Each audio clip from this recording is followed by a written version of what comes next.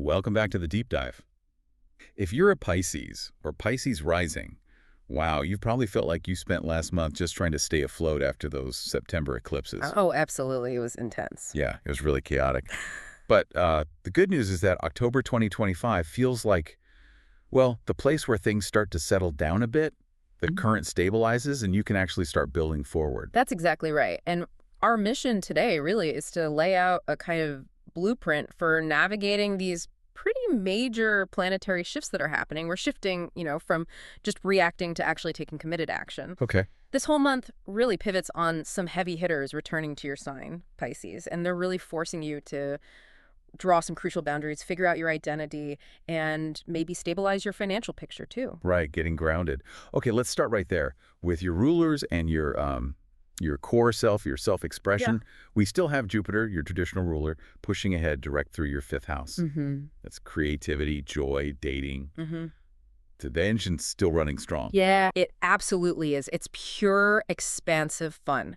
So if you've been putting off, creative projects or chances for just some lighthearted fun, now is definitely the time to make the most of it before Jupiter moves on later. Maximize that energy. Got it. But the real structural change, that happens around October 22nd. This is a big one. Okay. Neptune, your modern ruler, actually slips backwards, retrogrades, out of Aries, your money house, and back into Pisces, your first house. Back home. Back home. And Neptune's going to stay there until February 2026. So Neptune is back in the first house, bringing that, spiritual, sometimes blurry energy. But what's really interesting is Saturn's already there. Exactly. So you've got Saturn demanding structure and commitment right next to Neptune, blurring the lines. Isn't that like a major contradiction? It absolutely is. And it's a really powerful internal test, Yeah. Saturn is saying set boundaries, commit to your goals, you need alone time. But then Neptune, right beside it in your first house, it kind of fuzzes up your self-perception. It might make you question that solitude, like, am I isolating myself or am I genuinely focusing? So how do you manage that? What's the actionable advice for dealing with that intensity? Okay. The key, I think, is to really channel that powerful Jupiter trine Saturn energy that's working this month. The boundaries Saturn wants you to set, make them creative boundaries. Oh, interesting. So if you find yourself needing more alone time, maybe feeling that pull inwards, channel that energy straight into those fifth house things. Hobbies, passion projects, maybe dedicated time with kids if you have them. Structure your spiritual time. Okay. Make your meditation or your divination practice, or even just visualizing your goals. Make it non-negotiable. Put it on the schedule. This time is incredibly potent for intuitive self-discovery, but it needs that structure. Structure your spirituality. I like that. It's a great way to think about it. And sort of rumbling underneath all this, transforming the very foundations. Pluto wakes up on October 13th. Yes. Pluto goes direct in your 12th house. Now, the 12th house is deep. It's shadow work, dreams, intuition, the subconscious. The hidden stuff. Exactly. So Pluto, kicking back into gear here, just resumes empowering your hidden evolution kind of behind the scenes. Think of it like, those profound inner realizations you have at 3 a.m. that totally shift your life. Yeah. That deep self-authorized power is coming back online through your core beliefs. Okay, so if Saturn in the first house is asking us to commit fiercely to ourselves and these new boundaries we're setting, how does that commitment immediately test our relationships? Our joint finances?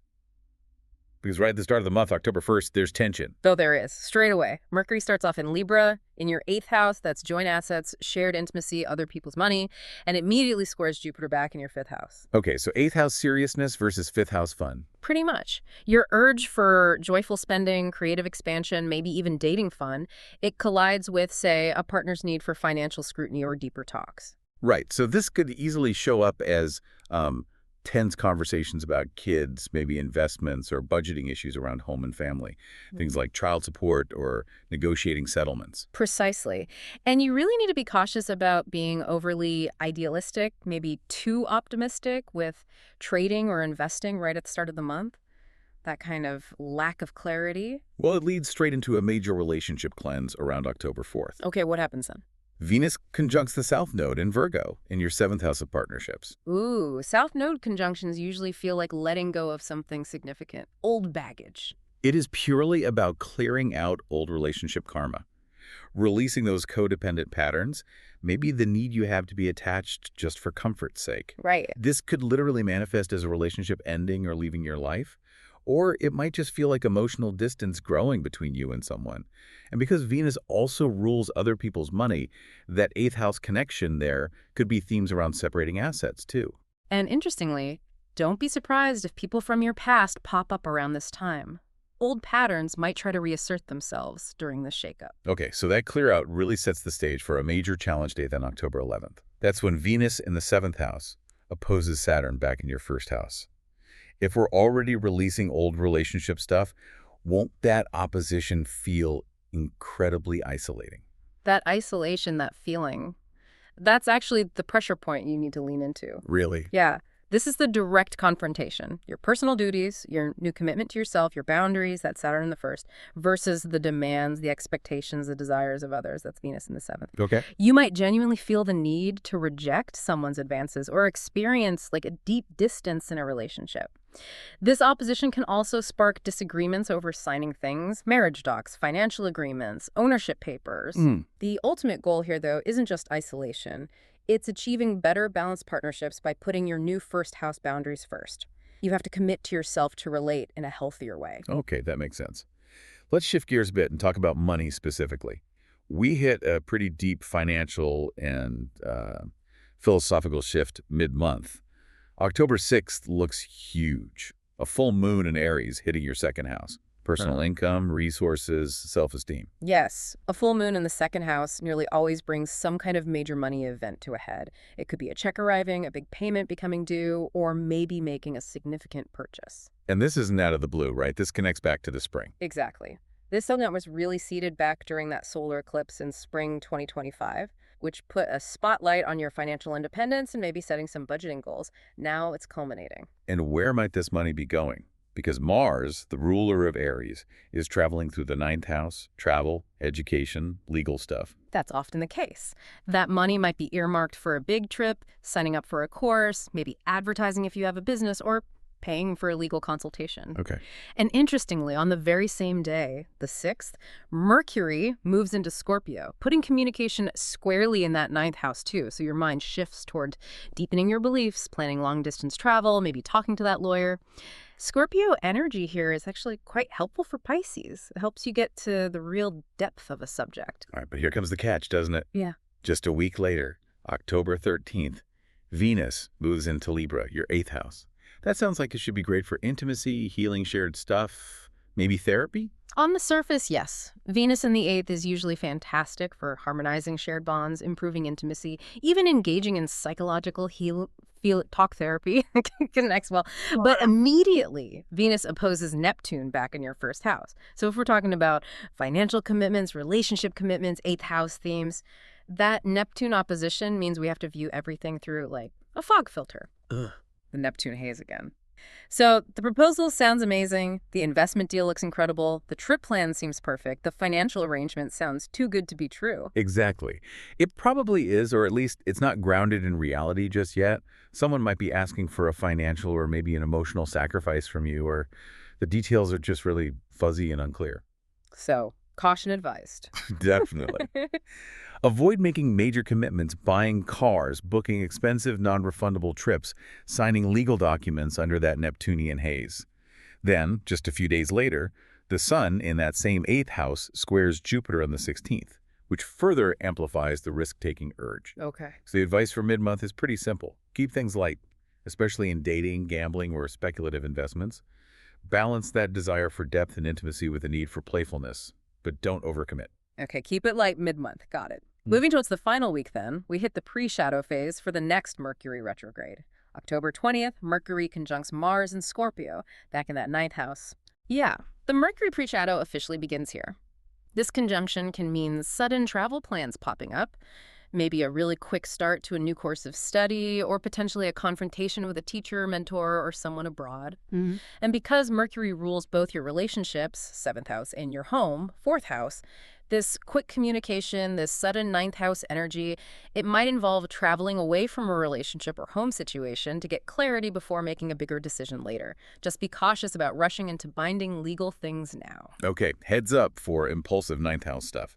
But the very next day, October 21st, we get a potentially lovely reset. Hmm. The new moon in Libra, back in the 8th house. Hmm. This feels like maybe the psychological transformation needed after all that relationship clearing earlier. It really is. This new moon plants new seeds for savings, investments, joint finances, and deep psychological changes over the next 6 months.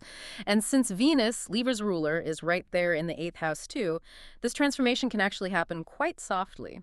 Yeah, possibly with support from partners, and there could even be positive shifts in a partner's income coming down the line. Now, given what you said earlier about Saturn and Neptune getting ready to make their final moves into the money houses soon, does this new moon feel like maybe the last best chance to really formalize a financial strategy? I'd say it's a crucial time, yes.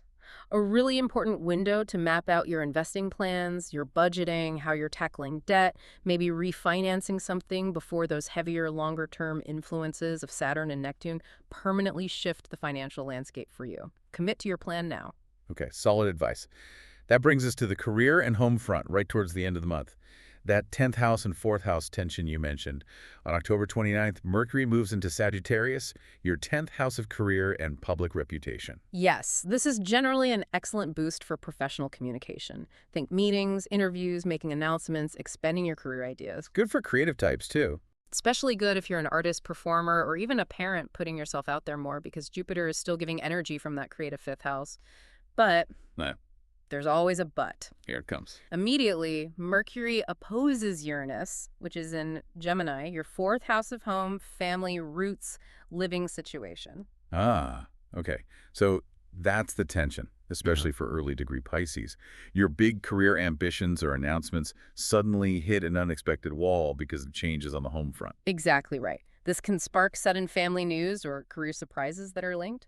You might find you have to adapt your professional ambitions because of unexpected changes at home, maybe a sudden move, news about becoming a parent or needing to step up to help your own parents. Wow, okay. That November Mercury retrograde is looming just around the corner, and it's going to force an alignment between your professional path and what truly nurtures your soul, your roots, even if it requires some significant adjustments to your home life or living situation first. So the message is adapt, be flexible. But the advice here seems firm. Don't rush to quit your job or launch that big new business this month. Hold that impulse. Absolutely, hold it. Take notes on what these surprise changes are demanding of you, see how your career needs to adjust, and then plan accordingly. Don't react impulsively. Okay. So, pulling this whole month together, October isn't just about, recovering from the eclipses. It's really about navigating this intense push-pull between a radical commitment to your own needs and boundaries, and simultaneously transforming or releasing the financial and emotional ties that maybe bind you to old relationships or situations. That's a perfect summary. The whole month is this dynamic negotiation. You're using the boundaries Saturn is demanding to really define yourself, while at the same time making space for release and transformation in your partnerships and your joint resources. It's quite a balancing act. It sounds like it, but it's a powerful synthesis. And remember, even with all this dynamic energy, there are some really beautiful opportunities this month. Look to the first half of October for potentially your biggest relationship wins or flow states, especially around the 4th, 5th, 7th, 8th, 10th, and 12th. Use those days to communicate consciously, connect. Yeah, those are good connection points. And your days for major financial clarity and action seem to center right around that full moon on the 6th and 7th. Then use that late month energy after the new moon on the 21st to really put your financial strategy into motion. Okay. And what about career or reputation boosts? Look towards the 23rd through the 26th for positive visibility there, and general opportune days scattered throughout are the 1st, 2nd, 10th, 18th, 28th, and 29th. Good to know. Yeah. And the most challenging days to watch out for? I'd flag the 6th with that full moon intensity, definitely the 13th and 14th with that Venus-Neptune fog, the 16th with the Sun-Jupiter square risk, and maybe the 22nd when Neptune actually stations retrograde. Just be mindful on those days. Got it. So the ultimate transformation process this October, especially with Pluto waking up, Venus doing its work, Uranus shaking things up, it really feels like it's all about consciously releasing those old karmic bonds, the things that keep you repeating patterns. And knowing that is your power tool this month, it allows you to consciously commit to those Saturn boundaries you're being asked to set in your first house. And doing that really sets the definitive stage for finding a truly aligned professional path come November. Okay. So we leave you with this final, hopefully powerful question to ponder. Knowing that you have this cosmic support to redefine your personal identity and structure your spiritual needs this month. What single karmic entanglement, what old pattern or tie are you ready to consciously release right now to truly free your soul? Go deep with that one. Yeah, really sit with it. We'll catch you next time on The Deep Dive.